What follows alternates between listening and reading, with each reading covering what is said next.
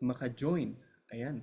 So, talagang kapag minsan ano po, at tayo ay alam ng kaaway na tayo ay mag-aaral ng Biblia, talagang gumagawa siya ng paraan para tayo gawing busy.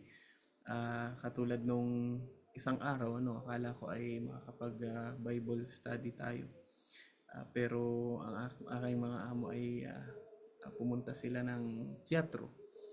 So anyway, yun naman ay kasama sa ating trabaho, ano po. Kaya hindi nakapag turo ang inyong lingkod. Bagaman ganon, ay tayo ay magpapatuloy sa ating pag-aaral. Ano po? At yan, welcome Ate Renette at Ate Adelina. Actually, na na nakita ko si Ate Adelina kahapon sa Ikilob. Ano po, kinakawayan ko si Ate Adelina. Hindi lang lumingon. Ate Adelina bumili sa doon ng pagkain. Nandun nakain kami eh. At tapos siya ay dumaan. Kasama ko yung aking amo kaya hindi ko siya napuntahan. Pero okay kumakaway. Saan ka man librado? Hindi kita nakita. Sorry. Okay lang po. Doon ako nakaupo doon sa parang sa food court. Doon. Okay lang naman. Nagmamadali ako kasi may schedule ako dyan sa Ikilob. Iniwan ko yung Ah, alaga ko doon sa Bilinson. ah, Mm. ano po ang inyong amo ay nasa Belenson? Oo, nung ano pa, Ibig nung sabihin, kailan yun, linggo kami yata pumunta ako pero nakauwi na kahapon. nakauwi na po kayo. Ano na lang yung nurse at saka doktor ang pumupunta naman dito kaninang umaga, sinasaksakan ng antibiotic hanggang Pero sa kumusta na po day. ang amo ninyo? Okay naman na brother, kaya lang minsan may lagnat. Ano siya, May ano infection? siya, May infection infection? sa ihi. Mm. UTI. Mm. Sa ano, pag-ihi. Siya, sasama po natin sa prayer. Kaya pala kahapon nagmamadali. Sabi ko sa Ate Adelina yun. Ano, ang layo pa ng nilakad ko doon. Nasa kaya ako ng 60. Kayo Bili naman na po lang ako ng pagkain ko nagpa-check kako up din para kayo. ano. Ano brother? Nagpa-check up din kayo sa Ikilob. May schedule ako brother dyan. Hindi ako nagpa-check up yung sa operation ko. Nagpunta ako, binigay yung mga requirements. Operation saan po? Hindi, anong tungkol saan nga yan? Limot ko na. Sabihin ko na lang. Kaya pala hindi ko alam. Sige po. Okay lang no. Sa October 28 pa naman lang schedule. October 28 po. Sige po. Yun daw ang available lang. Opo. Tawagan ko kayo pag minsan para Ang brother. ikwento nyo sa Hindi akin. kita napansin ah. Okay lang po. Sabi kayo sa atin, dali na yung kita ko. Kanakaway yung ganun. Marami pati po kasing tao. Ayan. Oo, kasi napunta muna ako doon sa salad. Yung tagal-tagal ka, napunta na lang ako doon. Bumili ng shawarma. Shawarma Binitbit din ko, ang aking kinain kahapon. Gawa ng amo ko ay shawarma. binitbit ko na lang doon na lang ako kumain sa ospital sa Bilinson. Ah, Kaya doon din po kayo umattend sa Abu Ghush. Umattend, umano. Abugos yun eh. Opo, bumili ano po sa Abu Ghush siya. Doon din Yun daw. ang paborito ng alaga ko. Doon bumibili rin yung, ano ba yun, yung bilog na karne. Ano yung sitsot. Hindi, mayroon yung isa, brother, ano ba? Hindi ko po alam. Baka ibang. Ayan, thank you po Ate Adelina. We will pray for your employable Salamat, sa inyo. brother. God bless po. Ayan, welcome Ate Arnie. Ate Eileen Flores. Magandang gabi po Ate Renette. Ayan.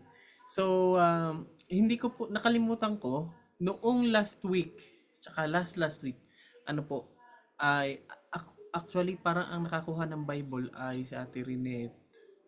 Ano po, o si Princess. Tapos, last week, sino ang highest? I-announce mo na lang Ate Eileen mamaya. Tapos ngayon tayo ay may quiz. Ano po? Sige Ayan, po. tayo magsimula. Iyan. Ate Renette? Si Princess may bisita sila birthday ng lola niya. Kaya pala wala din siya kanina. Ikaw din wala ka Mm. kanina. Kanina kami naman may boys day yung lolo ko. Okay. Okay lang naman natin. Hinahanap ko kayo kanina. Sabi ko, nasa kaya sila? Kaya pala, busy. Ano po, talagang summer din kasi yung mga activities nila. Ano po, talagang marami silang activities. Ayan, so, tayo po ay mag-start ng atin pong quiz. Ano po, magsisimula tayo ng quiz. Madali lang naman ito kung inyong naaalala lang naman yung panaginip ni Nebuchadnezzar, ay madali nyo lang itong sasagutan. Ayan. So, number 1. Ready na po ba kayo mga kapatid? Ready ka na Ate Aileen? Kaya Ate Aileen nyo po isi-send yung inyong sagot. Ano po? Ayan. Number 1. Sino ang haring na naginip ng mahiwagang larawan sa Daniel chapter 2? Anong pangalan? Sino yung haring na naginip ng mahiwagang larawan sa Daniel chapter 2? Letter A, si Alexander the Great. Letter B, si Darius. Letter C, si Cyrus. Letter D, Nebuchadnezzar. Sino ang haring na naginip ng mahiwagang larawan sa Daniel chapter 2? Letter A, Alexander the Great. B, Darius. C, Cyrus. And D, Nebuchadnezzar. Ayan. So, ang dali lang yan. Ano po? Number 2 question. Ready na po? Sa halagang 500 seconds. Number 2 question. Sa anong metal yari ang ulo ng larawan sa panaginip kung saan ang kahulugan o sinisimboluhan nito ay ang kaharian ng Babylonia? Sa anong metal yari ang ulo ng larawan sa panaginip kung saan ang kahulugan o ang sinisimboluhan nito ay ang kaharian ng Babylonia? Letter A, tanso. B, ginto. C, pilak. D, bakal. Sa anong metal yari ang ulo ng larawan sa panaginip kung saan ang kahulugan ay ang kaharian ng Babylonia? Yung ulo, ano po? Yari ito sa A, tanso. B, ginto. C, pilak. D, bakal. Ayan. Question number 3. 5 questions lang naman po ito. Ano po? Saan naman yari ang mga binti nito na sumisimbolo naman sa Roma? Saan naman yari o metal? Ano po? Ang mga binti nito na sumisimbolo sa Roma. Letter A, ginto. Letter B, tanso. Letter C, bakal. Letter D, pila. Ken! Wait lang po mga kapatid.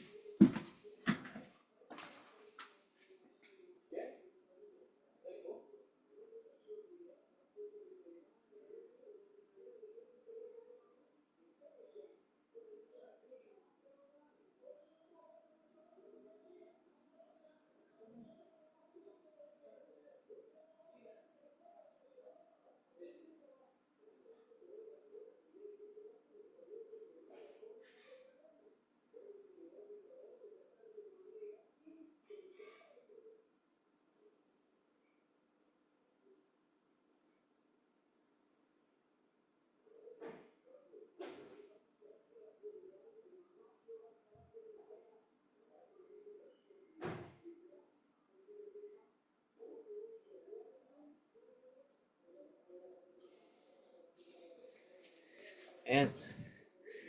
So, number 4 question, second to the last. Ano po?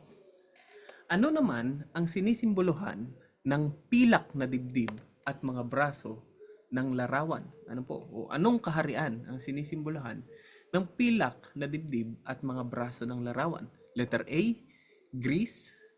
Letter B, divided Europe. Letter C, Medo-Persia. Letter D, Babylonia. Ano naman ang sinisimboluhan ng pilak na dibdib at mga braso ng larawan? Letter A, Greece. Letter B, divided Europe. Letter C, Medo-Persia. Letter D, Babylonia. Ayan. So, letters lang ano po, yung isasagot. Ayan. So, number 5. Ano naman ang sinisimboluhan ng tansong tiyan at hita ng larawan. Number 5, ano naman ang sinisimboluhan ng tansong tiyan at hita ng larawan? O yung kaharian na sinisimboluhan. Letter A, Greece.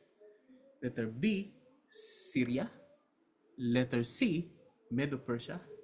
Letter D, Babylon. Ayan. Ano naman ang sinisimboluhan ng tansong tiyan at hita ng larawan? Letter A, Greece. Letter B, Syria. Letter C, Medo-Persia. Letter D, Babylon. So, ayan po mga kapatid. Tapos na po ba, Ate Eileen? At atin pong chechekan. So, bigyan ko Hindi pa po nagsisend sina Adelina, Sister Sheila, saka si Nay Aida. Okay, sige. Bigyan natin ng 2 minutes. At tayo ay mag-check. At nang sa ganun ay ating ma-checkan na malaman nila kung ano yung kanilang score. Sino po sa inyo ang nagbasa ulit ng Daniel 2 o kaya binalikan yung ating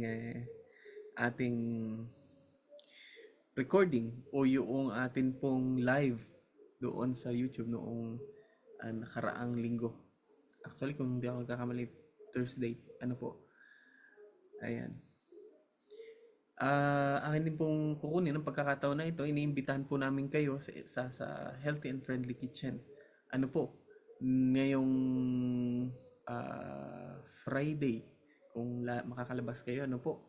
5 to 8:30 ng gabi ay ito po ay isang programa kung saan ay may libreng pagkain, libreng live music, ano po, kantahan, and mayroong personal development lectures. Ang lecture ngayong Sabado ay may kinalaman sa kung ano yung koneksyon ng pagkain, ng ating kinakain at saka yung atin pong I think pag-iisip o yung ating karakter o yung ating mental health. Ano po? And then sa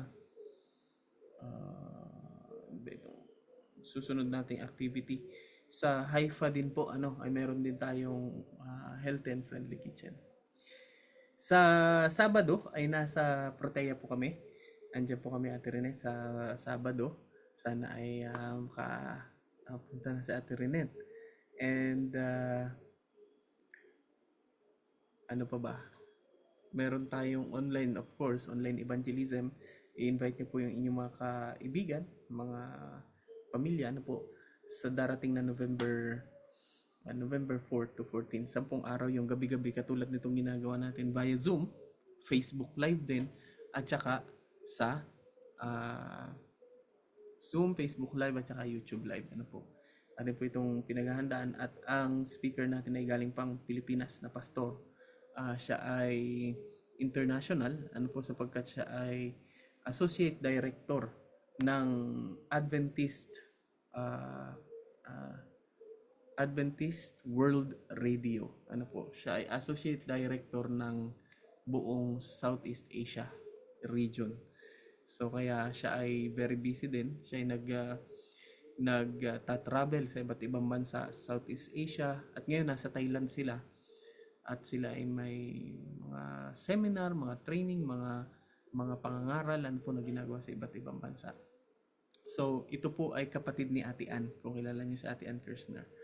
Ito ay kapatid ni Ate Ann. Pastor yon. At siya ay magaling na speaker. Pwede niyo po siyang i-search sa YouTube. Makikita niyo yung kanyang mga presentation. Ang kanyang pangalan ay Rosler Kirsner. Ano po? Ayan. So,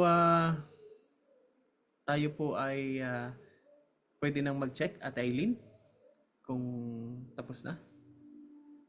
Ready na ba? Siguro po, Elder, kasi hindi naman po, si Sister Sheila, hindi ko po alam kung magsisend pa siya or... Si Ate Ella. Baka busy si Ate Apo. Ella. Ate Okay. Ella. So, nakapag-send si Ate Marlene. Ate Marlene, Si Ate Baka Marlene, hindi rin siya makapag-send. Okay baka po. nasa So, biyahe pa. Okay, nakon. sige. Hindi, wala siyang pasok ngayon. Ah, so baka busy si Ate Marlene. Okay. Number 1, sino ang haring na naginip ng mahiwagang larawan sa Daniel chapter 2? Sino po ang sasagot? D. Letter D. Very good. Si Nebuchadnezzar. Ayan.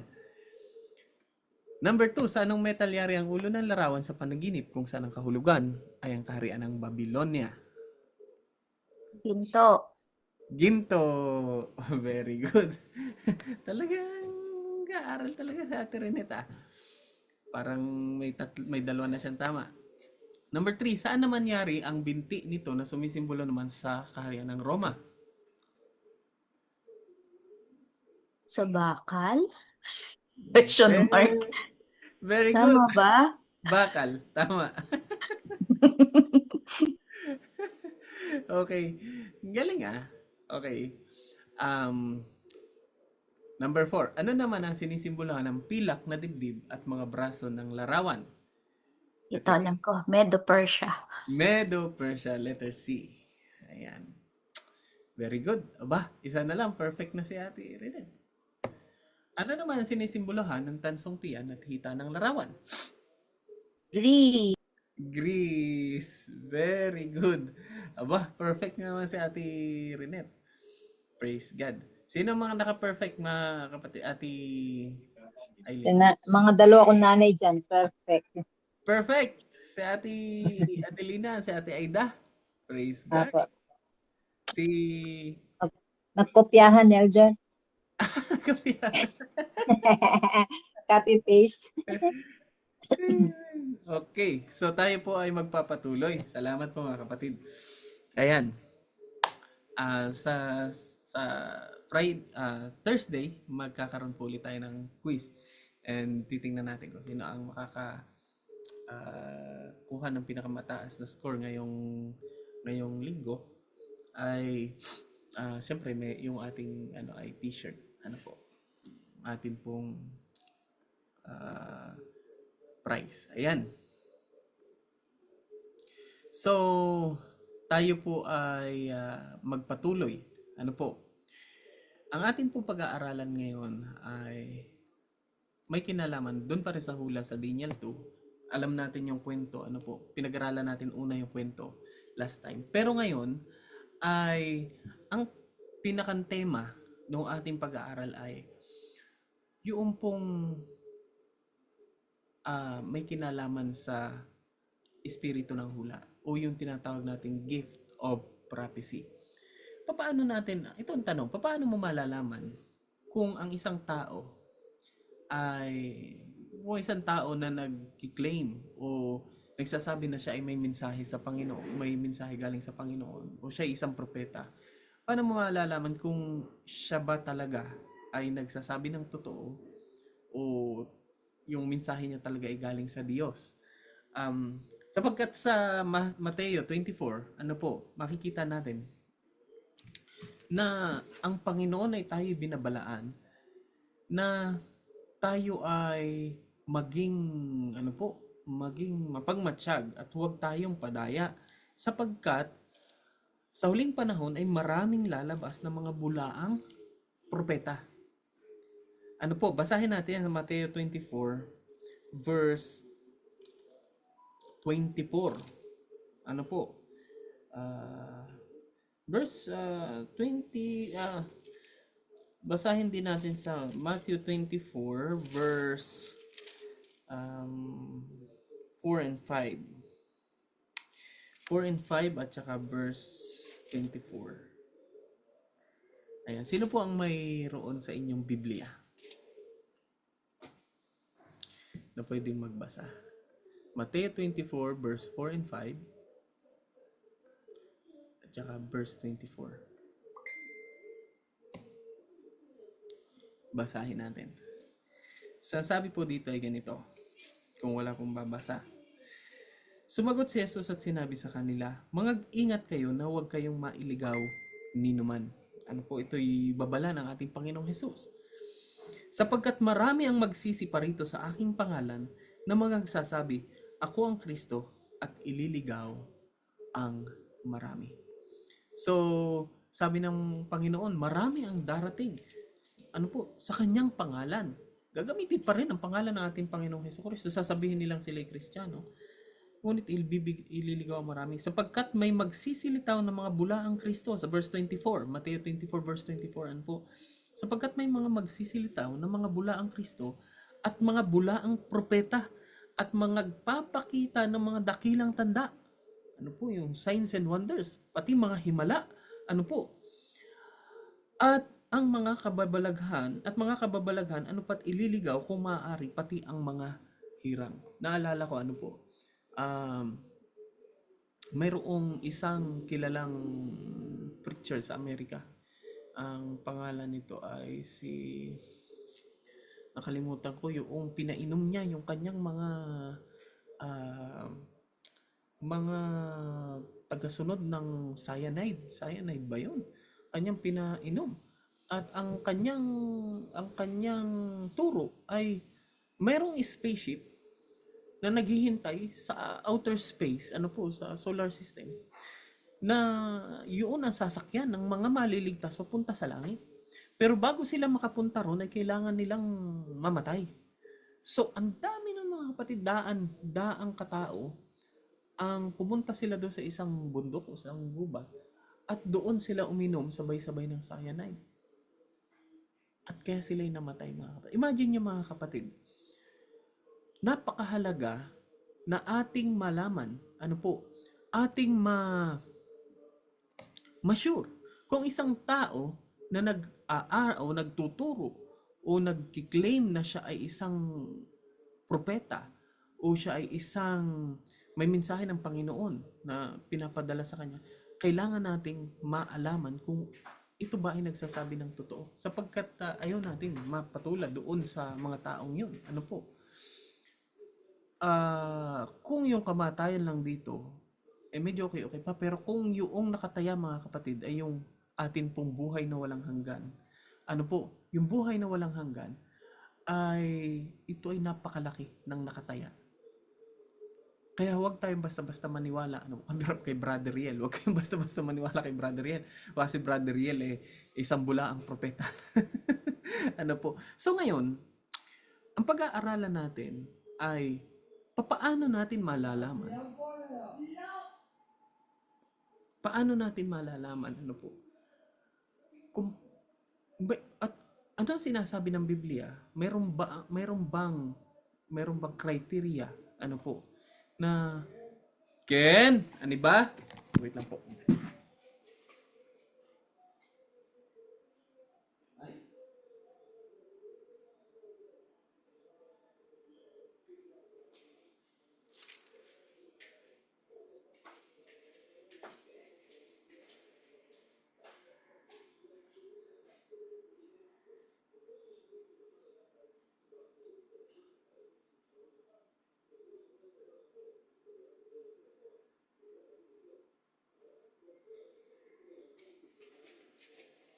Ayan, ano po.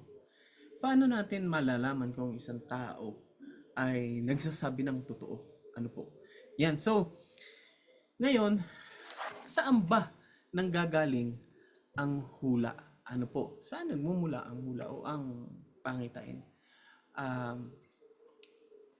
Yung tunay na pangitain, ano po? Sapagkat marami ang nagsasabi ng mga kabulaanan. Ano po? Pero yung pong mga pangitain tulad nitong kay Daniel, saan ito nanggagaling? At bakit ito ay mahalaga na ating maunawaan at bakit nagbibigay ang Panginoon ng mga hula o ng tinatawag nating prophecy o visions. Ano po? Basahin natin sa Daniel 2:28. Ang sabi po sa Daniel 2:28 ay ano? 'Di ba? Sabi ni Nebuchadnezzar, ano po yung sabi ni Nebuchadnezzar? Ipaliwanag mo ang panaginip. Pero sabi ni Daniel ay sa Daniel 2:28, saan ang gagaling? Basahin po natin. Sino po pwedeng bumasa? Meron po bang makapagbabasa? Daniel 2 verse 28. Tain ko po. Okay po. Thank you. Ngunit may isang Diyos sa langit na naghahayag ng mga lihim at kanyang ipinaalam sa Haring Nebuchadnezzar kung ano ang mangyayari sa mga huling araw. Ayan. Ang mga hula, mga kapatid, ay nanggagaling sa Diyos. Ang Diyos lamang, mga kapatid, ang nakakapagpahayag ng ano po, ng mga hinaharap mula sa simula. Sapagkat ang Panginoon lamang nakakaalam ng future. Ano po, kahit si Satanas hindi niya alam ang future. Walang ibang nakakaalam ng future maliban sa Diyos. Siya ay maalam sa lahat. Ang Diyos ang pinanggagalingan ng karunungan at siya po ang nagpapahayag ng mga bagay na ito, mga bagay na lihim. Ano po ay ang Diyos ang nakakaalam. At ito ay pinapahayag ng Diyos sa kanyang mga propeta at sa sangkatauhan upang ang sangkatauhan o ang kanyang bayan, mga kapatid, ay magkaroon ng kaalaman tungkol sa hinaharap. At titingnan natin at makikita natin ano yung pinakang purpose talaga ng propesiya at ng mga propeta. Ano po, anong gawain nila? Ang sabi sa Amos 3:7, ano po, basahin nyo, nandito naman yung ano. Sabi po ay, ano pong sabi sa Amos 3 verse 7? Tunay na ang Panginoong Diyos ay walang gagawin kundi kanyang ihayag ang kanyang lihim sa kanyang mga lingkod na mga propeta. So ang Panginoon ay gumagamit ng mga propeta upang ipahayag ang kanyang ano po, ang kanyang kalooban, ang kanyang mga plano. Gumagamit siya ng mga propeta para i-communicate yung kanyang kalooban sa kanyang bayan. So, ang Diyos, mga kapatid, ay kumbaga this is parang pagbubukas ng Panginoon ng tilon sapagkat tayo ay limitado ang ating paningin, mga kapatid. Ang tao, tayo nung magkasala tayo nawala yung ating yung ating kumbaga ay perception doon sa spiritual dimension.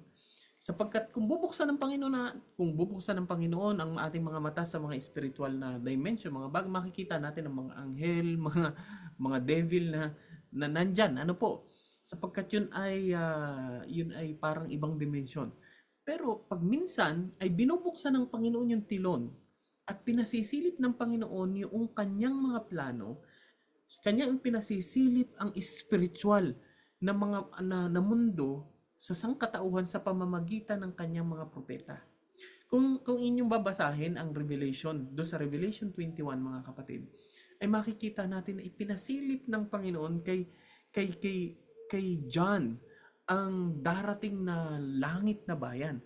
Pero kahit anong kumbagay gawin ni Juan na gamitin ng mga word para ipahayag yung mga bagay na spiritual ay kulang. Kumbagay kulang yung lingwahe ng tao para ipahayag yung kagandahan nun. Gaya ni Ezekiel, mga kapatid, nung magpakita ang Panginoon kay Ezekiel, yung tinatawag nating theophany, ipinakita ng Panginoon ang kanyang sarili at nakita ni Ezekiel sa kanyang vision o pangitain. Ang trono ng Diyos, nakaupo doon ang matanda sa araw, at yung wheels, within the wheels, at mayroong mga creature na mga seraphim na mayroong 6 na pakpak na lumilipad at mayroong punong-puno ng mata.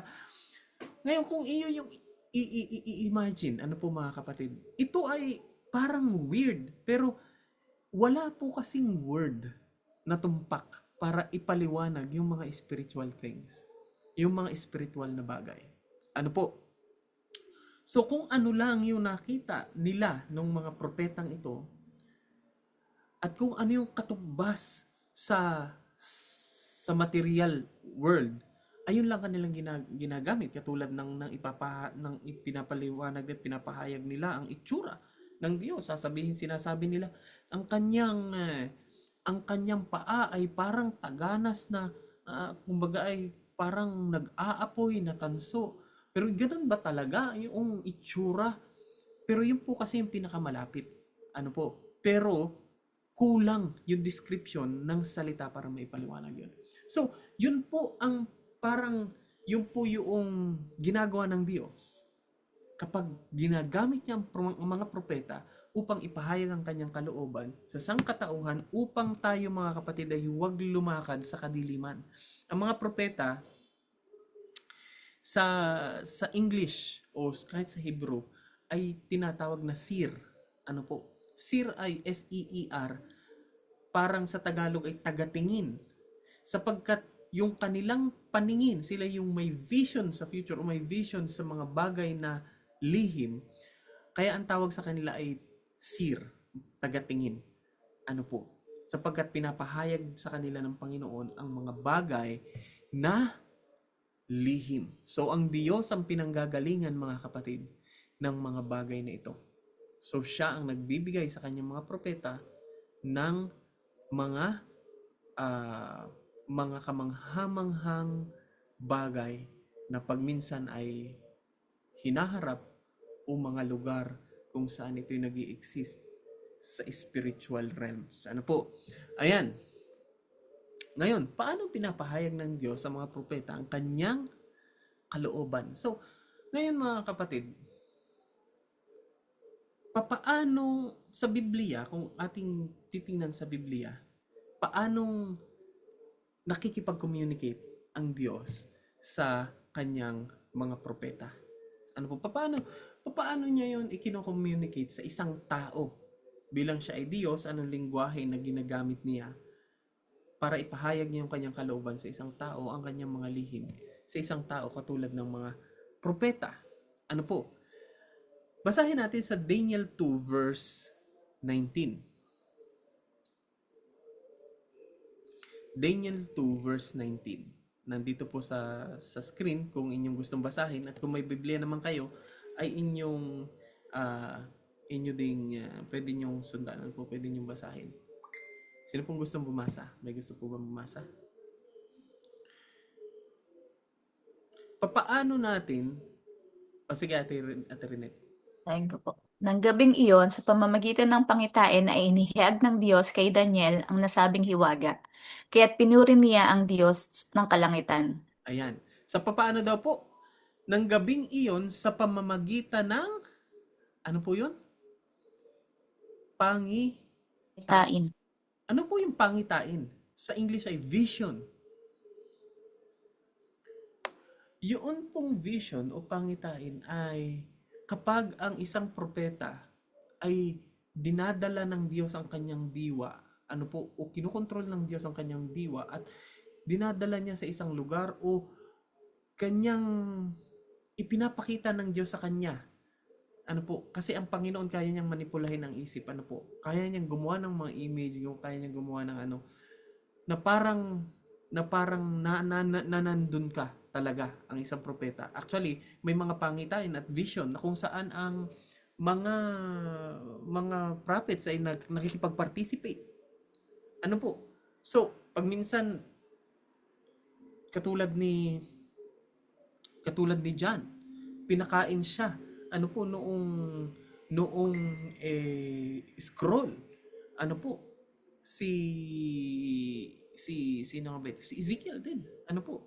Si Ezekiel o si Jeremiah. Pinakain din siya ng scroll. At ano po? Nalasahan nila. Talaga, so, ibig sabihin, kumain sila doon sa loob ng vision, ay kumain sila at nalasahan nila. Ano po? So, ang vision ay, kumbaga, ang Panginoon ay dinadala yung iyong diwa, bagaman yung iyong katawan, inandong ka, yung iyong diwa, ano po, ay dinadala ng Panginoon sa pagminsan sa ibang lugar o kumbaga ay sa future, ano po, at pinapakita ng Diyos sa kanyang propeta ang kanyang ano po, plano. Kalimitan sa mga visions ay symbolical, tulad nitong vision ni Daniel. Ano po, ipinakita kay Daniel yung vision at yung panaginip ng hari. So, sa ano pa mga kapatid? Sa Numbers 12:6 sa baba, ano po? Sinabi niya, pakinggan ninyo ang sasabihin ko. Kung ang ang sino may nais kong piliing propeta, ang sabi ng Panginoon, ang Panginoon ang nagsasabi dito, nagpapakita ako sa kanya sa pangitain at kinakausap ko siya sa panaginip. So, dalawang bagay mga kapatid, pangitain at panaginip. Ano po, sa pamamagitan ng pangitain at panaginip. So doon, kung pag-aaralan natin ang Biblia, ang Panginoon ay kalimitan nakikipag-usap ah, sa kanyang mga propeta sa pamamagitan ng pangitain at panaginip. Kapag minsan ay personal siyang nakikipag-usap. Hindi natin alam katulad kay Moses, kung itutuloy natin yung sa number 12 verse 7. Ang sabi niya, ngunit sa aking lingkod na si Moses ay hindi gayon sapagkat ako ay nakikipag-usap sa kanya ng mukhaan. Sabi ng Panginoon. Kung maaalala niyo yung experience ni Moses doon sa bundok ng Sinai, ang Panginoon ay nagpakita sa kanya sa pamamagitan, inilagay sa isang gilid. Ano po? At dumaan ng Panginoon, nakita ni Moses ang likuran ng Panginoon. Nakikipag-usap, yung ibig sabihin ay very intimate. Hindi sa panaginip, hindi sa vision, kundi talagang nakikipagsalitaan ang Diyos kay Moses. Kaya sa mga Hudyo ay si Moses ay kinikilala nila na napakataas talaga ng mga na propeta. Ano po, kaya ganun na lang ang pagtingin ng mga Hudyo kay Moses. He is the greatest prophet, mga kapatid, para sa mga Hudyo. Si Moses. Ano po? At ngayon, kung i-contrast natin, ano po, kung yan ay ating i-contrast, ibig sabihin ay ihahalin tulad natin. Doon sa, basahin natin yung Daniel 2 verse 27. Ano po? Daniel 2 verse 27. Ano sabi po diyan? Sino pong gustong bumasa? Nandyan sa screen. Daniel 2 verse 27. Siguro maliit pero sabihin niyo po kung mababasa ninyo. Sumagot si Daniel, ang hiwagang gustong alamin ng hari ay hindi maipaliliwanag ng sinumang matalinong tagapayo, engkantador, salamangkero o manghuhula. Ayan. I-contrast naman natin doon sa mga engkantador, salamangkero o mga manghuhula. Itong mga kapatid ay yung nagre-representa doon sa mga mystic belief, mga mysticism, spiritualism, mga kapatid ng sanlibutan. Sapagkat ito mga kapatid ay napakadelikado. Pag sinabi nating mysticism, ito yung katulad ng mga lihim na mahika, mga lihim na orasyon, o mga paggamit ng mga bolang kristal, mga tarot cards, spirit of the glass, ano po, pagkipag-usap sa mga patay, pagbasa ng mga bituin o horoscope, ano po, pagbasa ng mga palad. Ito po yung sinisimboluhan noon. Ito po yung talagang sinasabi doon.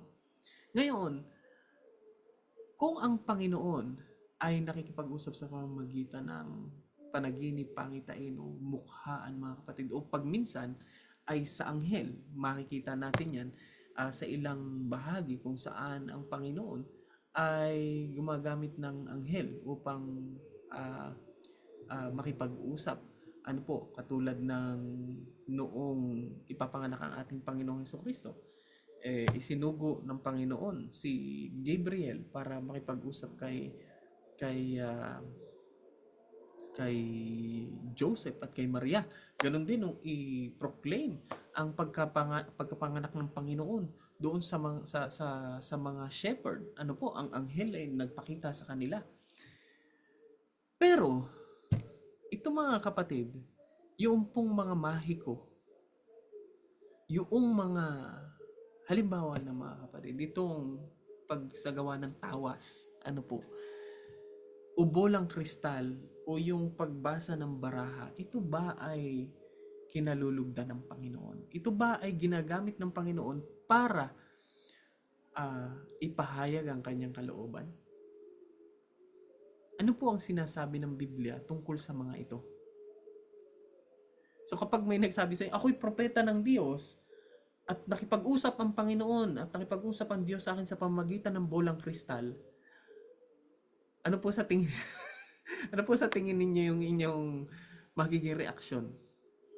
Dahil ang Panginoon ay hindi nakipag-usap sa tao, sa pamamagitan ng bulang kristal, sa hayop pa, maaari kasi si Balaam ay nagsalita yung kanyang donkey. Nagsalita yung kanyang donkey. Ano po, para kausapin siya, pero sa bulang kristal, sa mga manghuhula at mga mahiko, ano po, ay hindi ginamit, wala sa Biblia na pagkakataon na ito ginamit ng Panginoon para ipahayag ang kanyang kalooban. Manapa, ano po, ito ay pinagbawal ng Panginoon at ito'y tinawag niyang karumal-dumal. Basahin po natin ito sa Deuteronomy, ano po, um, uh, uh,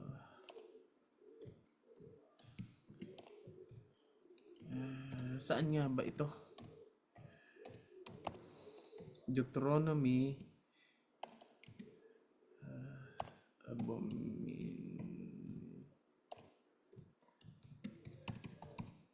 28 o 18 10 to 14. Basahin po natin. Deuteronomy 18 10 to 14. Wala po dyan sa aking presentation. Ano po? Sino po ang may Bible dyan na pwedeng magbasa? Deuteronomeo 10 ano po? Deuteronomeo 18 verse 10. Deuteronomy chapter 18 verse 10. Deuteronomy chapter 18 verse 10. 10. Ang sabi po dito, huwag makakasumpong sa iyo ng sinumang nagpaparaan sa apoy ng kanyang anak na lalaki o babae, o nanghuhula o nagmamasid ng mga pamahiin o enkantador o manggagaway. Hanggang 12 ate. Verse 12, Verse 11, o enkantador ng mga ahas o nakikipagsanggunian sa mga masamang espiritu o mahiko o sumasangguni sa mga patay. Verse 12, sapagkat sino mang gumagawa ng mga bagay na ito ay karumal-dumal sa Panginoon. At dahil sa mga karumal-dumal na ito ay pinalalayas sila ng Panginoon mong Diyos sa harap mo. Ayan. So ito po mga kapatid, itong mga gawaing ito ay itong mga panggagaway or witchcraft, kumbaga ay mahika, pagbasa ng mga palad o pakikipag-usap sa mga patay. Ito po ay very close connected sa sa pagsamba sa mga diablo o sa mga demonyo.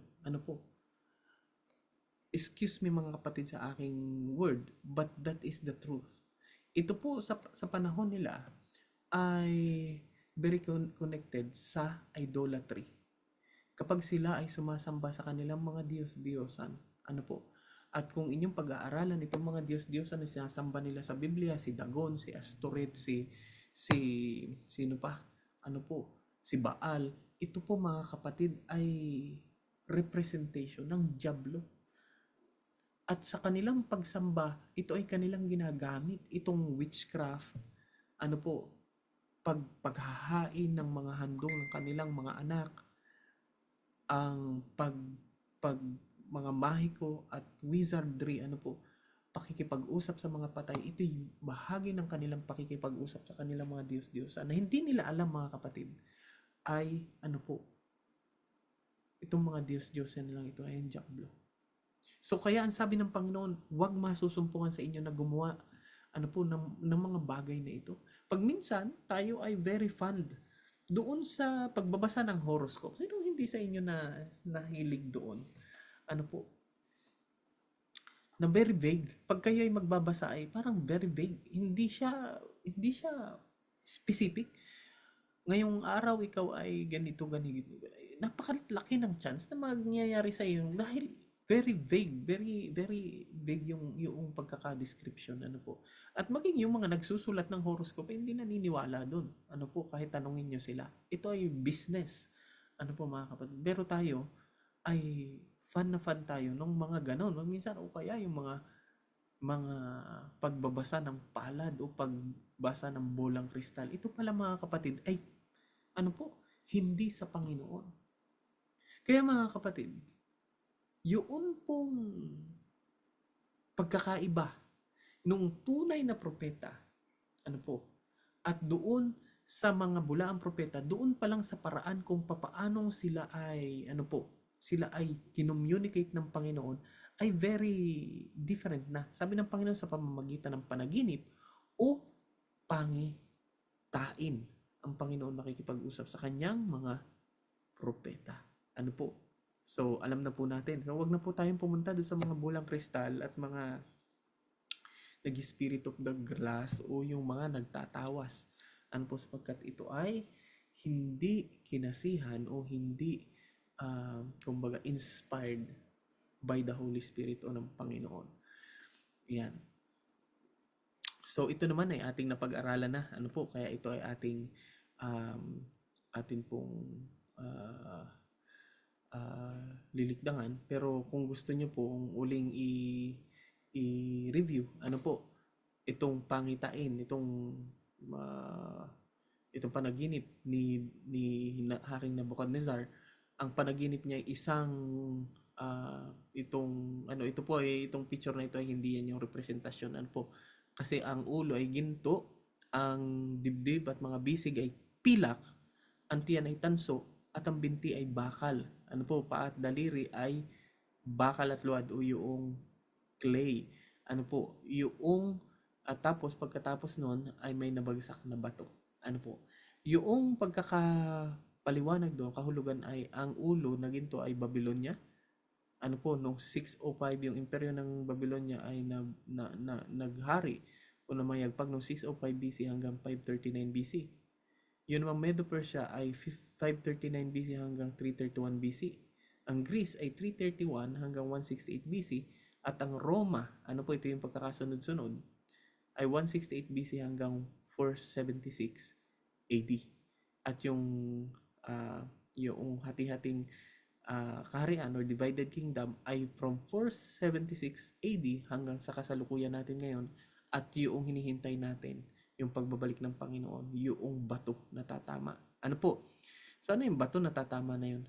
Yun ay walang iba kundi ang Panginoong Hesukristo na siyang na siyang ating hari na magtatayo ng walang hanggang kaharian, sapagkat ang pamamahala ng tao sa mundo ay hindi magwawakas sa pamamagitan ng diplomasya o pagsisikap ng tao. Ang Diyos lamang, mga kapatid, ang makapagtatayo ng kahariang walang hanggan, mananatili walang hanggan, ano po, sa kanyang pagdating. Okay. Ngayon, ano yung mga basehan? Pumunta na tayo sa mga basehan o criteria ng isang tunay na propeta. Kung ating pag-aaralan yung buhay ni Daniel, ano po, doon sa Daniel 2, kung ano yung kanyang ginawa doon, ay makikita natin na si Daniel ay isang halimbawa ng isang tunay na propeta. Ano po? At kailangan nating malaman sapagkat sa huling araw, sabi ng Panginoon, ay maraming babangon ng mga bulaang propeta. Sinabi din naman ng Biblia na huwag niyong basta-basta i-discard ang spirit, kundi inyong suriin. Hindi din naman sinabi ng Biblia na kapag may nagsabi sa inyo, ako'y may mensahe galing sa Panginoon, ay basta-basta nyo na lang i-discard. O pag sinabi na ako'y mayroong pangitain, o ako'y nanaginip, ako'y may pangitain, ganito ako'y pangitain, huwag nyong basta-basta sabihin na ay hindi, yan ay ano lang. Hindi po, ang sabi ng Biblia ay inyong suriin. So paano natin susuriin? Ano po? Paano natin susuriin? So, ang Biblia po, mga kapatid, ay mayroong criteria na ibinigay sa atin. At kailangan natin pag-aralan ito pagkat napakahalaga. Sa huling araw ay napakatindi, mga kapatid, ng pandaraya ni Satanas. Sabi ng Panginoon na gagawa ng miracles. Kaya sa mga huling araw, yung miracle, mga kapatid, ay hindi basehan ng isang pagiging totoong propeta. Sapagkat ang kaaway, ang dyablo ay kaya rin gumawa ng mga miracle, pwede rin gumawa ng mga kababalaghan at mga signs para tayo paniwalain. Ano po? So, kung ibabase natin yung ating criteria ng kung sino yung tunay na propeta at maling propeta o yung nagsasabi ng kasinungalingan ay yung miracle lang, kapag gumawa ng isang miracle ay yun na yung tunay na propeta. Hindi po. Sapagkat sa huling araw, sabi ng Panginoon, ay maging ang dyablo o maging itong mga bulaang propetang ito'y gagawa ng miracle. Kaya napakahalaga sapagkat matindi ang labanan, mga kapatid. Matindi ang labanan. So, ngayon, tingnan natin. Yung batayan, ano po, ng pagiging isang tunay na propeta. Una, mga kapatid, ay kapag ang kaniyang hula o yung sinasabi ay nagkatotoo. Ano po? So, doon ba sa kay Daniel, ano po? Ang sabi ni Daniel sa Daniel 2 verse 45 ay ganito, ang panaginip ay tiyak at ang kahulugan nito ay tunay. At ayon sa kasaysayan, ano po, bagaman itong pangitain na ito at nagbinigay kay Daniel ay 1,000 taon at karamihan sa mga hula na ito ay naganap, mga kapatid, after pa ni Daniel. Namatay na si Daniel ay nagaganap pa rin. Hanggang ngayon, mga kapatid, ano po, tulad, mga kapatid, ng Greece. Hindi na inabot ni Daniel ang Greece. Ano po? Pero, doon sa kanyang paliwanag na yung ulong ginto, which is ang Babylon, ay hindi mananatiling magpakailanman, kundi ito'y matatalo ng isang kahariang mas mababa sa kanya, which is ang Medo-Persia. Ito ba'y nangyari at naganap nung panahon ni Daniel? Yes, mga kapatid. Ano po? Nung panahon ni Haring Belshazzar, kung saan siya ay doon sa Daniel chapter 5, ano po, makikita natin yung kasaysayan ng pagbagsak ng Babylonia sa kamay ni Cyrus, ano po, na leader ng hukbo ng Persya. Kaya nung panahon pa lang ni Daniel, may natupad na. Ano po?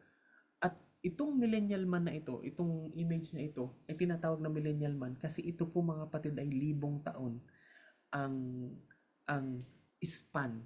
Ano po? So, ang sabi ng Biblia, kapag ang kanyang kanyang mga hula ay nagkatotoo, ano po,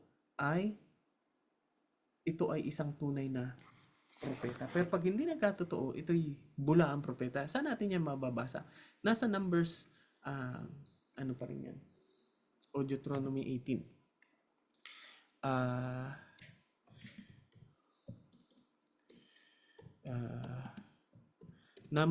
Deuteronomy 18 verse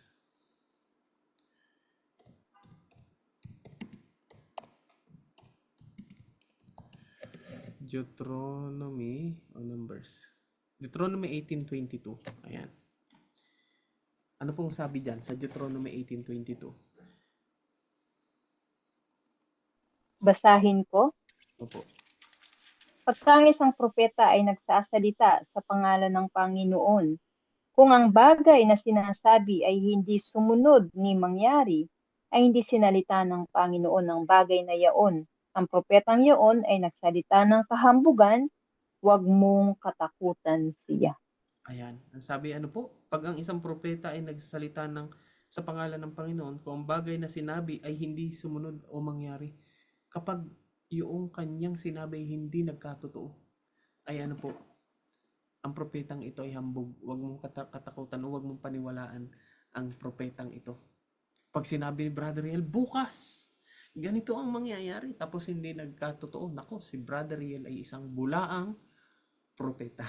Ano po? Pagdating ng ganitong buwan at ganitong buwan, darating ang Panginoon.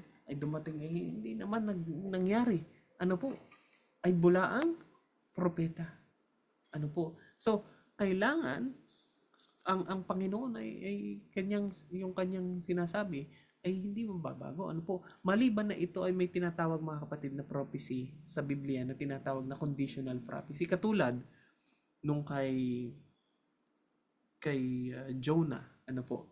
Sabi ng Panginoon, sa 3 araw ay susunugin ko ang Nineveh. Yun po ay conditional. Sapagkat sabi ng Panginoon, kaya siya isinugo ng Panginoon doon sa Nineveh para warningan ang Nineveh. Ay ngayon ang Nineveh nagbago. Nagsisi sila. Hindi ginawa ng Panginoon yung kanyang sinabing susunugin niya.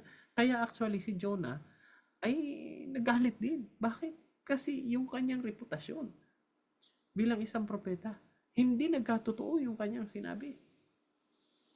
Na pagdating ng 3 araw, ang Nineveh ay susunugin at wawasakin.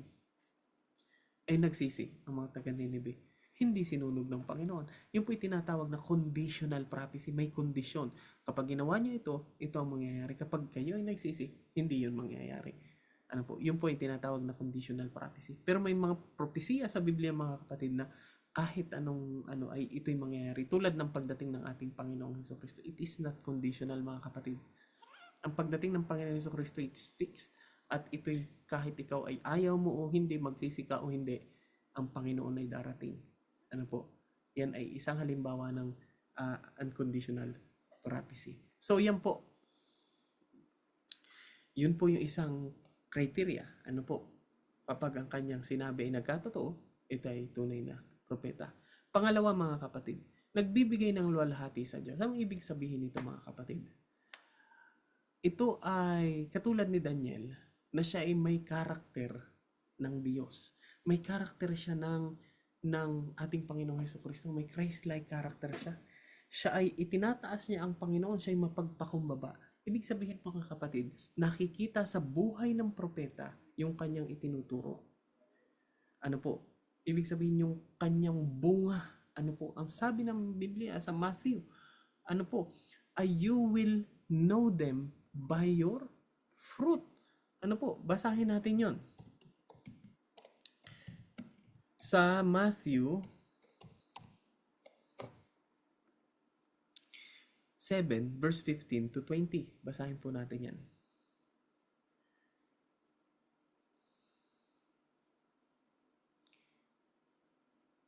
Basahin ko. Matthew 7, verse 15, 15 to 20. 20. Okay, sabi po dito, mangag-ingat kayo sa mga bulaang propeta na nagsisilapit sa inyo na may damit tupad at tapat sa loob ay mga lobong maninila. Ipaliwanag mo yan ha, o kaya ay mag-sharing kayo tungkol yan dahil ang aking amo ay papahigain ko in 10 minutes. Ganun ba? Okay po. Okay, tada. Tada po, Elder. Okay, so basahin po natin muli ang Matthew 7 verse 15 hanggang 20.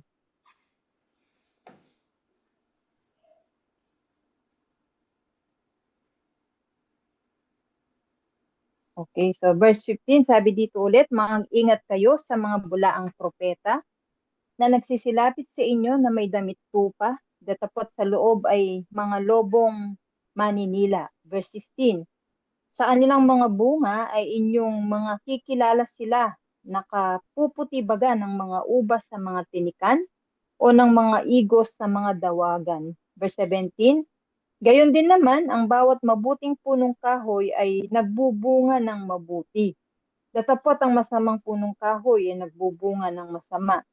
Hindi maaaring na ang mabuting punong kahoy ay magbunga ng masama at ang masamang punong kahoy ay magbunga ng mabuti. Verse 19, bawat punong kahoy na hindi nagbubunga ng mabuti ay pinuputol at inihahagis sa apoy. At sa verse 20 po, mga kapatid, kaya't sa kanilang mga bunga ay mga kikilala sila.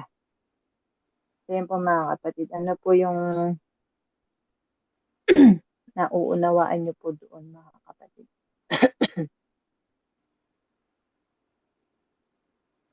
Yan.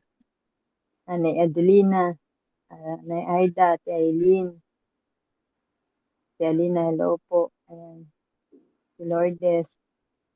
Ate Sati, Sister Trisha, Ate Wena, ano po yung pagkakaunawa niyo po dito sa nabanggit na mga talata?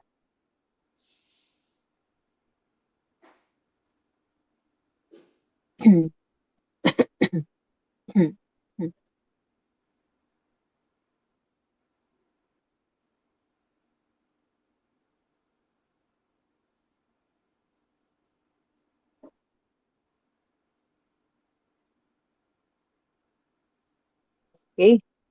So, gaya nga po ng nabasa natin kanina sa Deuteronomy chapter 18, ano po, dito po sa Mateo 7, ano po, sabi nga po, hindi lamang ito tungkol sa ah, pagkilala sa maling guro, ano, si Blang propeta po, ano, tinutukoy. Ito rin po isang paanyaya ng ating Panginoong Yesus na suriin ang sarili nating mga bunga, ano po mga kapatid. Pag naman dito po, ano po, tinuran, ano po, ng mga talatang ito. Ayan, sabi nga po, makikilala ninyo sila sa kanilang mga bunga. Tunay naman po, sabi nga, hindi pwedeng mamunga yung santol ng mangga. Ano po. Pero dito po ay paalala po sa atin ng Panginoon sa verse 15 pa lang na sinasabing mga ingat kayo sa mga bulaang propeta. Ano po. So marami pong disguise ngayon. Ano po. So salamat sa Diyos na meron po tayong ganitong small group. Ano po na tayo po ay nagkakatipon at naliliwanagan sa katotohanan sa pamamagitan po ng salita ng Panginoon. So ito po'y seryosong babala sa atin, ano, mga ingat po tayo. Ano po? So yan ang bilin ng Panginoon Jesus about ito sa atin. Sabi nga bilang mga Kristiyano, ano po mga kapatid, bilang nakakakinig ng salita ng Panginoon, hindi po sapat na marunong lamang po tayong makinig. Kailangan din po natin magsuri at kumikilala. Ano po, sabi nga, talagang ang pamantayan natin ay ang salita ng Diyos, ang Biblia. Tunay nga ba na nakasaad dito? So maliwanag po na talagang nakalathala. Ano po, mga kapatid? Kasi kung minsan po, madali po tayong malinlang, lalo na pag magandang magsalita. Ang nagsasalita, ano po, or nagbabahagi nito. Pero tayo po ay nag-share sa pamamagitan ng Biblia. Ano po, yes, sabi nga, maaaring gumagamit ng mga talata sa Biblia. Ano po, mukhang makajos at may spiritual na pananalita. Pero hindi po nangangahulugan. Ano po, na, kasi sabi nga, depende sa interpretasyon nila. Ano po, sabi nga po, the Bible interpret itself. Ano po, so mainam, ano po, yung tulad po nito, yung binubusisi. Ano po, at talaga pong ini-explain po sa atin ni Elder Riel kung na po talaga yung ibig sabihin. At yun po ay nagmumula din po sa kaloob ng Espiritu. Ano po, hindi po sa sarili niyang ano po, i-interpret, kundi nakaayon din po kasi ang pamantayan, ano po, ay yung salita ng Panginoon. Kasi sabi nga, hindi lahat ng nakadamit ay mga anghel. Ano po, na nabanggit nga po dito, kundi mga lobong maninila. At alam ng Panginoon, ano po mga kapatid, kung ano yung mga motibo nila, ano po mga kapatid. Kasi sabi nga, ang tupa ay larawan ng maamo, ano po, at hindi mapanganib, pero ang lobo ay kumakatawan sa isang mandarakit. Ano po, ipinapakita nito yung panganib, ano po, na hindi madaling makita. Ano po, kaya po yung maling aral, minsan dumarating na nababalot sa anyong mabuti. Eka nga po, ano. Kaya dapat nating busisiin talaga kung ano po yung nakasulat sa banal na kasulatan. Kasi sabi nga po, kahit naman po sa atin, ano, sabi nga, kung ang Espiritu ng Diyos, kasi sabi nila, makikilala sila sa pamamagitan ng bunga nito. Ano po? So, kung ang Espiritu ng Panginoon, ang siya pong talagang bumabalot, ano po, sa atin ngayon, ano, mga kapatid, pawang katotohanan lamang na siya pong maibubulalas ng ating mga sinasabi. Ano po mga kapatid. Bali ito yung pinakaano ng talatang ito. Ano po mga kapatid. Kasi sabi ng Panginoong Hesus, makikilala nyo sila sa hindi, ano pa, sa kanilang mga salita lamang. Pero wala po talagang bunga. Ano po. So, tayo po na na nakakaalam ng katotohanan, sabi nga ito yung nakakapag-transform ng puso't isipan natin. At talaga po makikita natin yung changes. Ano po, changes sa buhay natin. Hoping, sabi nga po ay napakatulong ng ginagawa natin. But hoping, ano po, sabi nga, with love. Ano po, kasi the fruit of the Holy Spirit is love. So, hindi lamang tayo nakikinig, hindi lamang po nasi-share. Sabi nga, love is a verb. So, with action. Ano po, with action po talaga. Ibig sabihin, nakikita sa ating pong mga pamumuhay. Ano po. So, makikita mo naman. Kuminsan kasi talagang dumating po talaga sa ang galing-galing magsalita. Pero outside or even inside their house, ay makikita mo iba pa lang pag-uugali. So, tayo po, sabi nga, kung ang Espiritu ng Diyos ang nasa iyo, nasa atin, nababago po talaga yung mga karakter po natin, at yung pamumuhay natin, yung ating mga pagkatao, po. So, isang paalala po talaga, mga kapatid, sabi nga, yung mga bulaang propeta, makikita natin sila, sa kanilang mga pamumuhay. Kung yung ba talagang isinasalita nila ay isinapapamuhay nila or nagmumula sa kanilang mga puso. Kasi sabi nga po, ang tunay na lingkod ng Diyos, hindi naman po talaga tayo perpekto, po. Pero, sa guide ng Spirit at sa salita ng Diyos, kasi sabi nga po doon sa Psalm 119 verse 105, ang salita ng Diyos ang ilaw sa ating mga paa at liwanag sa ating mga landas. Hindi man tayo perfecto, pero kung tunay natin tinanggap ang Panginoon, ay nagiging yung direction natin, ng ating mga buhay ay patungo sa ating Panginoong Jesucristo. So, sabi nga po kanina, ang mabuting puno, hindi maaring mamunga ng masama. Siyempre, mabuti po yun. Kaya, sabi nga natin, kapag,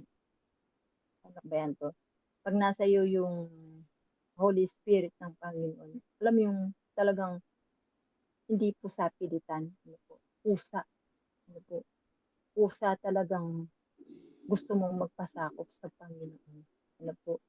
So, yung mga masasama, pag talagang lalo pa silang nagpakasama, ibig sabihin, itinatakwil nila yung Espiritu ng Diyos na iniaalok sa kanila. Isang patunay lamang na talagang kapag po ang isang mananampalataya o nagbabahagi ng salita ng Panginoon, ng katotohanan, ibig sabihin ng puso, ay tunay na napapasakop kay Kristo kasi sabi nga, let your light so shine before men, sabi sa atin sa Matthew 16. So, kita nawa po mga kapatid ito sa buhay natin. Ayan, so andyan na si Elder Yel. Kaya Elder, tuloy nyo na po. Thank you, Ate Eileen. Ayan. Elder po. Ayan, so na 9:30 na. So titingnan natin. So, yung isang propeta, makikita natin na dapat ang kanyang buhay ay naayon sa kanya itinuturo ng Biblia. Marami tayong nakikita ng mga nagsasabing sila ay mga lingkod ng Diyos, pero makikita natin ang kanilang mga ugali, ang pamumuhay, ang lifestyle ay hindi ayon sa kung anong lifestyle na itinuturo ng Biblia. At kaya sabi diyan ay mag-ingat tayo. Dapat yung propeta ay sabi, you will know them by their fruit. Pag minsan nagtuturo sila ng ganito, ngunit ang kanilang buhay ay kabaliktaran. Pag minsan ay doon mo makikita kung ang tunay na propeta ay tunay talaga. Dahil ang kanilang buhay ay makikita mo na dapat mayroong bunga ng espiritu. Bunga ng espiritu, may pag-ibig, may kababaan. Katulad ni Daniel na nung sa halip na itaas niya ang kanyang sarili, pagkakataon na niya ay ang sabi niya ay mayroong Diyos. Itinuro niya si Nabucodonosor sa Diyos, sa kanyang Diyos. So, ang isang propeta, mga kapatid, ay walang ibang luluwalhati kundi ang Panginoon. Hindi ang kanyang sarili, kundi itinuturo ang mga tao sa Panginoon. at sa katotohanan, mga kapatid, ng kanyang salita. At of course, doon sa pangatlo ay pakikipagkaisa sa kasulatan. Mabasa natin sa Isaiah 8 verse 20 nang sabi, mga kapatid, ay sa kautusan at sa patotoo, kung hindi sila magsasalita ayon sa salitang ito, ibig sabihin, kung hindi magsasalita ayon sa Biblia, ay dahil nga walang katotohanan sa kanila. So kapag ang propeta ay nagsabi na pwede nang mag-asawa ng marami, pwede na kayong magnakaw, pwede nyo nang labagin ang kautusan, ito, mga kapatid, ay bula ang propeta, sapagkat hindi yun ay tinuturo ng Biblia. Ano po, mga kapatid? Dapat ang isang propeta, bagaman siya ay sasabi niyang mayroon siyang revelation galing sa banal na Espiritu at sa Diyos, ito dapat ay sasang-ayon sa banal na kasulatan. Pagka minsan, mga kapatid, iniisip natin na yung revelation, yung bagong revelation ng banal na Espiritu ay i-obsolete itong kasulatan. Hindi po, mga kapatid. Yung present truth, o kung magre-reveal man ang Panginoon ng katotohanan, ito ay hindi na bago. Ito, mga kapatid, ay katotohanan na maipuprove mo sa Biblia pero naangkop sa ating kapanahunan. Ano po? So kaya, mga kapatid, kailangan natin na suriin ang isang propeta ayon din sa salita ng Diyos.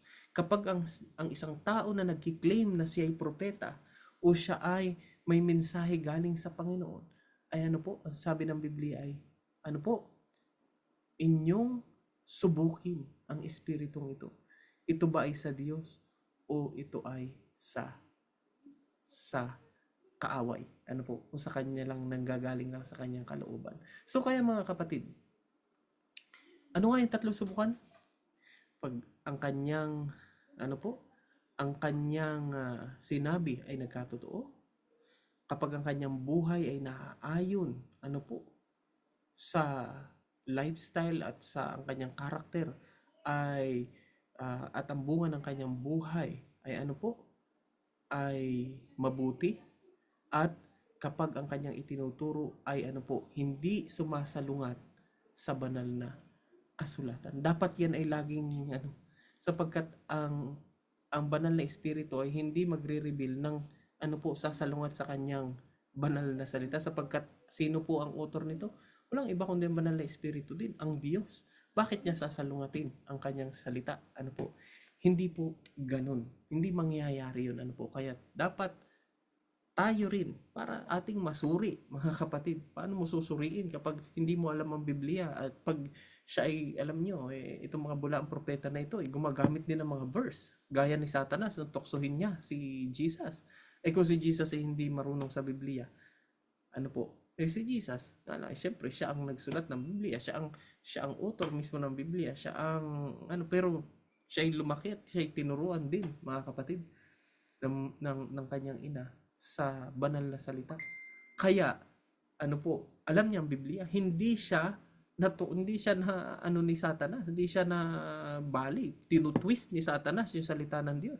Pero sabi ng Panginoon, kanyang ipinapaliwanag ng proper, Kaya si Satanas ay walang-wala sa ating Panginoon Jesucristo. Mga kapatid, dapat mas magaling tayo kay Satanas sa Bible, kasi si Satanas magaling din sa Bible. Totoo po yun, mga kapatid. Akala nyo si Satanas ay takot sa Bible? Gaganan yan ninyo. Naalala ko tuloy yung mga movie. Na parang si Satanas ay takot, ay ginagaya. Baka ipukpok pa sa'yo. Ipukpok pa sa'yo ni Satanas yung Bible. Ay, gaganyan-ganyan mo. Hindi mo naman alam yung laman ng Bible. Baka mas magaling pa si Satanas sa'yo sa Bible. Kaya dapat alam natin ang laman ng banal na kasulatan para huwag tayong malinlang. Sabi ng Panginoon Hesus, huwag kayong mapapalinlang sapagkat marami ang darating na bulaang propeta. Kaya ang sabi ng Panginoon, dapat ang sinasabi ng Panginoon kayo maging mapagmatsyag, kayo mapagsuri, mapagbasa ng banal na kasulatan. Mga kapatid? So, ayan. Bakit mahalaga ang kaloob ng propesiya? Bakit mahalaga yung propeta? Dapat, bakit mahalaga yung gawain ng propeta? Ano po, bakit mahalaga? Dahil mga kapatid, sabi sa Kawikaan 29:18, kung saan walang pangitain ang bayan ay nagtatapon ng pagpigil. Ibig sabihin mga kapatid, na mapapahamak without vision. Ano po? Ano ibig sabihin? Kapag walang vision, kapag walang makita o ang bayan ng Diyos ay walang vision o walang punteriya, ay walang gabay. So, kaya gumagamit ang Panginoong mga propeta para gabayan ang kanyang bayan sa tamang daan.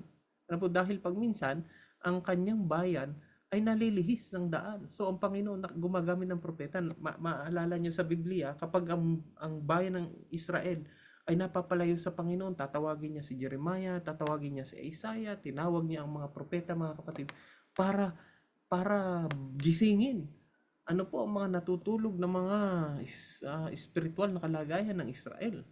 Yun po ang ang kahalagahan ng espiritu ng hula. At ang dagon ay nagalit sa babae at umalis upang makipag-away sa nalabi. Dahil sa huling araw mga kapatid ay matindi ang labanan. Ang dragon ay makikipag-away sa nalabi. Talagang kanyang uusingin na labi at ang pinag-aralan natin nito, ano yung katangian ng nalabi ay do sa Revelation 19 verse 10 ay may patutuo ni Jesus. At yung patutuo ni Jesus sa Revelation 12:70 may patutuo ni Jesus, at sa Revelation 19:10 sinabi na yung patutuo ni Jesus ay espiritu ng hula. Isang katangian ng tunay na iglesia sa huling kapanahonan kapag mayroong propeta o mayroong gabay ng espiritu ng hula. Ang iglesyang ito ay may gabay ng pagpapaliwanag ng mga propesiya. Yan, layunin sa huling panahon, panatilihing nakatuon ng iglesia sa muling pagbalik ni Kristo. Tinutulungan tayo na mag-focus tayo dun kay Kristo. Ibinabalik yung focus natin kasi tayo mga kapatid, tayo ay nalilihis. Napapatingin tayo sa sanlibutan ito, nawawala yung focus natin. Ano yung ating pinaka-focus? Ang ating Panginoong Hesukristo. Kaya gagamit ang Panginoon ng propeta para balik tayo. Yung focus ninyo. Kayo ay naliligaw. Pumukos kayo sa Panginoon. Magpapatibay sa katotohanan. Ibalik ang mga nananalig sa banal na kasulatan. Yun. Ibalik ang ating focus din sa Bible. Pag minsan, tayo ay mayroong mga nag-aaral tayo at nalilihis ang ating mga interpretasyon at nalilihis ang ating at tayo ay sa halip na magbatay sa banal na kasulatan sa salita ng Diyos, ang ating mga paniniwala ay binabatay natin sa mga napapanood natin sa Hollywood, sa mga nababasa natin sa mga comics, na yun ang nagiging paniniwala natin. Sabihin ng propeta, balik kayo, ito ang sinasabi ng banal na kasulatan. Yun po ang trabaho ng propeta upang ibalik tayo sa Biblia. Kaya mga kapatid, kapag ang propeta ay nagtuturo ng taliwas sa banal na kasulatan, mga kapatid, ay hindi propeta. Sapagkat ang main purpose din ng propeta, mga kapatid, ay ibalik nga tayo sa banal na kasulatan, sa pag-aaral ng salita ng Diyos. Magbigay ng lakas ng loob o mag-comfort, mga kapatid. Ipaalala ng mga kaharian sa lupa ay pansamantala lamang. So, pinapaalalahanan tayo, pinapayuhan tayo. Naalala ko nung si David ay magkasala. Isinugo ng Panginoon si Nathan. Para siya ay, sawayin sa kanyang ginawa. Unawa sa kanya na ang kanyang ginawa ay mali. So, yan ang mga gawain ng propeta. Ngayon, ang katanungan, bago tayo magtapos mga kapatid, Brother Riel, so itinuro mo sa amin kung paano natin malalaman kung ang isang propeta ay tama o mali. Ay wala naman ang propeta ngayon. Ang tanong mga kapatid, ang Diyos ba ay mayroon pa rin propeta sa huling kapanahonan? Ang prophecy ba o yung gift of prophecy, yung po kasi ay gift, hindi lahat ng may ganon kasi yun ay gift. Ang Panginoon ay pumipili. sa Biblia mga kapatid, walang nagrepresenta na gusto niyang maging propeta. Kalimitan sa mga nagre-representa na maging propeta at gusto magbayad katulad ni Bar Jesus doon na gusto niyang bilhin yung gift of prophecy ay siya ay sinumpa. Doon sa Acts. Ngayon mga kapatid, ang propeta sa Biblia pag pinag-aaralan niya, ang Panginoon ang napili. Ngayon, ang Panginoon ba ay may mga pinili sa huling kapanahonan? Sa panahon natin, mayroon ba siyang propeta?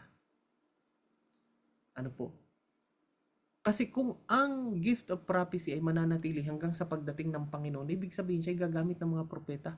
Lalo na sa huling kapanahonan dahil mas matindi ang labanan sa huling kapanahonan at kailangan ng Iglesia ng Diyos ng gabay. Ng gift of prophecy na magpapalakas sa kanyang iglesia na mag-focus upang ang iglesia ay mag-focus sa sa Panginoon. So, ang tanong, meron ba? Meron bang mga propeta o may propeta ba ang Panginoon sa kanyang iglesia? So, sinabi natin, pinag-aralan natin na mayroon bang iglesia ang Diyos sa huling kapanahon na nakita natin may iglesia at tiningnan din natin mga katangian. At isa sa katangian ng kanyang tunay na iglesia ay may gift of prophecy. Ibig sabihin, meron silang may mensahero. So kung ang Panginoon at ang gift of prophecy ay mananatili hanggang sa pagdating ng Panginoon, kakailanganin ng iglesia ang gift of prophecy hanggang sa kahuli-hulihan sa pagdating ng Panginoon. So ang tanong, meron ba? Yan po ang pag-aaralan natin sa susunod. Kaya wag po kayong mawawala. Huwag kayong mawawala sa susunod at titingnan natin yung mga tao na nag-claim. Titingnan natin yung pagkakaiba-iba. Sina Joseph Smith, yan po ang propeta ng mga Jehovah's Witness. Si Manalo, si Felix Manalo na kiniklaim ng mga iglesia ni Cristo ay siya ay sugo. Titingnan natin si Ellen G. White na kiniklaim ng Seventh-day Adventist na siya ay messenger, at ang kanyang mga sulat ay naggagabay sa iglesia. Titingnan natin si Joseph Smith pala ay Mormons, kung di ako Joseph Smith ba ay Mormon? O Jehovah's Witness? I'm sorry, titingnan ko kasi baka tayo ay mamali.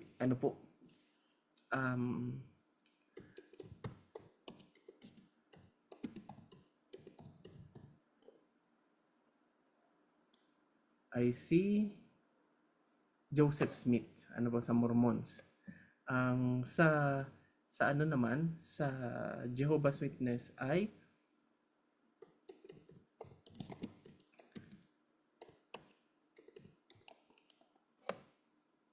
si Russell, ayan, Charles Russell. Sa mga Jehovah's Witness, ito kinikilala nila na messenger. At sa mga dating daan, mataas ang tingin nila kay Brother Eli Soriano. Sa mga Kingdom of God sa ay si Kibuloy. Ang tingin nila kay Kibuloy ay talagang anak ng Diyos. Titingnan natin 'yan sa ating sa susunod nating pag-aaral.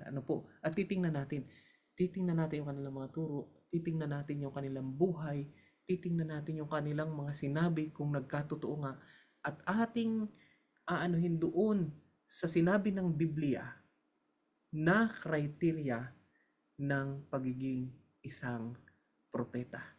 Kung sino sa kanila ang makakapasa o kung sila ba ay babagsak. So, kasi yun ang sabi ng Biblia eh. Sabi ng Biblia ay ating suriin, ating atin pong kumbaga ay ating i-test ang bawat espiritu kung ito'y galing sa Diyos o hindi galing sa Diyos. So mga kapatid, maraming salamat po at nawa ay tayo ay may natutunan ngayong gabi at kailangan natin na maging handa, maging laging alisto kapag tayo nasa huling kapanahon na ako'y naniniwala na malapit nang dumating ang Panginoon, kaya napakarami ng mga lumalabas ng mga mangangaral, mga nagsasabing sila'y propeta sa Africa pa lang, mga kapatid. Ang daming lumalabas doon. Ano po, kung makikinig kayo sa mga African channel at mga sa YouTube at sa Facebook, ang daming mga nagsasabing sila ay mga disciple ng ano, sila ay mga, ang tawag nila ay mga apostol, ano po. And kailangan natin, mga kapatid, maging mapagmatsyag. Ano po? So maraming salamat. Nawa ay mag-spend tayo ng time sa pananalangin at pagbabasa ng banal na kasulatan upang huwag tayong malinlang. Maraming salamat po at God bless sa ating lahat. Sa susunod, tayo ay pagpapatuloy natin, and then sa Sunday tayo magko-question and answer. Okay lang po ba sa inyo? Ano po, tayo magko-question and answer sa Sunday. Sa Thursday ay ating gagawin o pag-aaralin yung sinabi ko sa inyo. And sa Sunday tayo ay magko-question and answer. Maraming salamat po at God bless. Atin pong awitin nyo o pakinggan yung ating theme song. Ano po, Pag-asa sa Panahong Maligalig.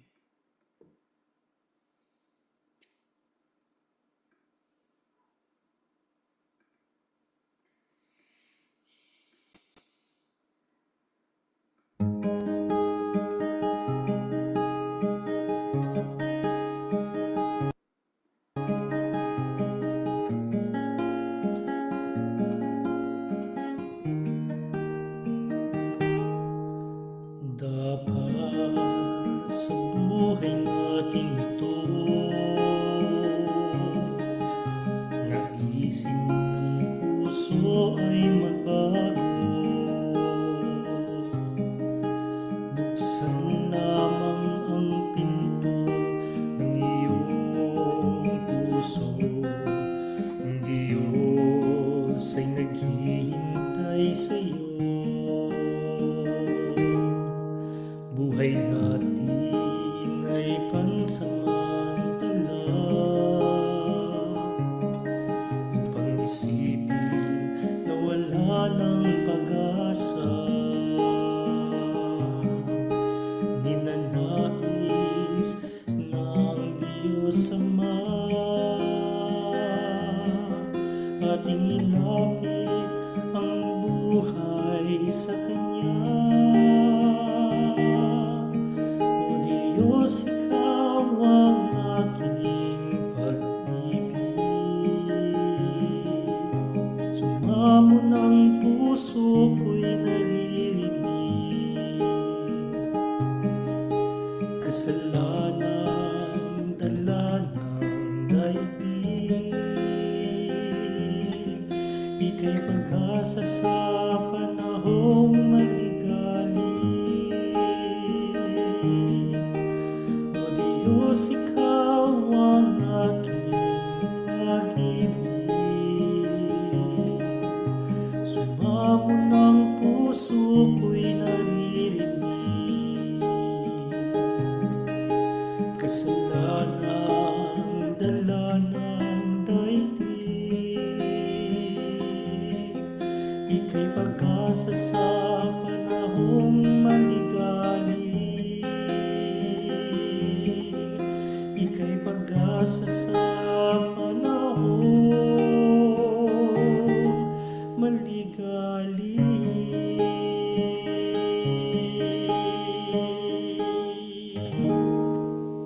Amen. Sino pa magpipray? Ate Eileen? Ate Tricia? Chris, sino magpipray? Baka busy si Ate Tricia. Okay, tayo po ay manalangin. Let's pray. Dakila at makapangyarihan naming Diyos, maraming salamat po sa gabing ito kami nakapag-aral na naman ng inyong banal na salita. Salamat sa mga paalaala, salamat sa mga katotohanan na aming Panginoong napag-aaralan, natutunan ngayong gabi. Na napakahalaga, Panginoon, na kami bilang mga Kristiyano, bilang mga mananampalataya, ay magkaroon ng karunungan kung paano naming madidistinguish o paano namin, Panginoong, makikilala ang tunay na propeta sa hindi, sapagkat napaka-delikado ng panahon, Panginoon, na aming kinabubuhayan. Napakarami na nagki-claim na sila ang mayroong katotohanan at sila ang mayroong mensaheng katotohanan na nanggaling sa inyo. Ngunit salamat, Panginoon, sa inyong banal na salita, naggagabay sa amin, at ikaw ay nagbigay ng mga kriteriya o mga katotohanan upang aming magamit upang i-distinguish ang mga tunay na propeta at mensahe, ang iyong mensahe. Salamat sa iyong mga salita, salamat sa iyong pag-ibig, pag-iingat, Panginoon. Karunungan naming naranasan, kung maunawaan, Panginoon, namin ang mga bagay na ito. Ama, nawa ito hindi lamang namin narinig, kundi ito, Panginoon, ay magbigay ng karunungan sa amin at magamit namin, Panginoon, sa aming pang-araw-araw na buhay upang kami huwag madaya at upang kami rin ay maging mapagsaliksik ng inyong banal na kasulatan. Patawarin kami, Ama, sa mga pagkukulang at pagkakasalang nagawa namin laban sa inyo. Kami pong hinihiling na nawang inyong mayamang biyaya ay maranasan, kami pakilinisin sa mga kasamaan, mga kalikuan namin nagawa. Ganon din, Panginoon, aming dinadalangin ang patuloy niyang pakikisama ay maranasan pag-iingat, pangunguna at paggabay. Ang akin pong mga kasamahan naririto ay inyo, Panginoon, pagpapalain si Ate Eileen, si Ate Tricia, si Ate Sheila, Ate Ella, si Ate Aida, si Ate Via, si Ate Renette, si Ate Adelina, Ate Eileen Flores, Ate Marlene, sila, Panginoon, ay inyo, Panginoon, pagpapalain, inyong gagabayan, inyong mayamang presensya at pag-iingat ang kanilang maranasan. Ganun din, Panginoon, mga kasamahan namin na wala dito, sila inyo, Panginoon, pagpapalain. Inyo, Panginoon, iingatan at gagabayan ang mga kanilang ginagawa at anumang kadahilan na sila hindi namin nakasama. Inyo, Panginoon, po silang gagabayan at sa susunod ng pag-aaral sa Thursday, makasama na namin sila. Ama, ingatan kami sa gabing ito ng aming mga pagpapahingalay at kami, Panginoon, ay inyong iingatan at inyong papatnubayan ng inyong mga anghel upang kami ay ilayo sa mga kapahamak at karamdaman habang kami natutulog at sa araw ng bukas kami igising na maaga. Taglay ang lakas at kalusugan at panibagong pag-asa upang paglingkuran ka. Ayun pong dinadalangin, Ama, na kayo, Panginoon, ang siyang magbigay sa aming mga mabuting panaginip o pangitain kung maaari na magpapa-uplift sa aming mga kaluluwa sa aming pagtulog. At ang mga plano namin sa hinaharap ay pinagtatagubilin namin sa inyo. Nawa lahat ng aming mga plano ay ang ikalulugod ninyo at ang inyong, Panginoon, ikaluluwalhati. Purihin ang iyong pangalan, Ama. Salamat sa pagdinig sa aming mga dalangin, laging pagtugon, Panginoon, sa aming mga kahilingan. Lahat na ito ay aming hinihiling at kiniklaim namin tatanggapin sapagkat ito ay aming hinihiling sa makapangyarihang pangalan ng aming Panginoong Jesus. Amen. Maraming salamat po, mga kapatid. At Amen po. Malatag po sa lahat. Amen. Amen. ayan. Amen to the elder. Good night. Good Kita-kita night. po tayo sa Thursday. Ano po? At huwag po kayong mawawala. At invite your friends and family din. Ayan po. God bless. Good night. Amen. God bless you. Thank you. Ate Ella. Laila to.